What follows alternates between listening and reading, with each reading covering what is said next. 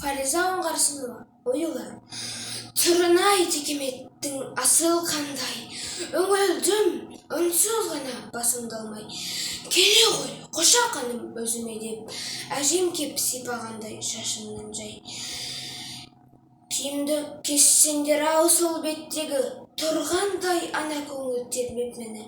Жан бітіп, жайраңдайды жан-жағынан, қазақтың қошқар мүйіз өрнектері.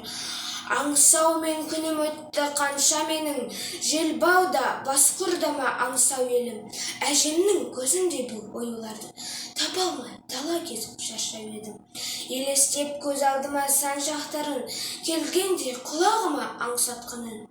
Түрінен текеметтің көріп тұрмын, әжемнің тарамызды саусақтарын.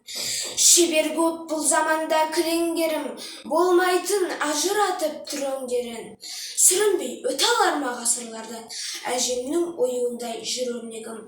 Болардай басқыр өрнек маған медет, белгісі балғын шақтың қарар жебеп.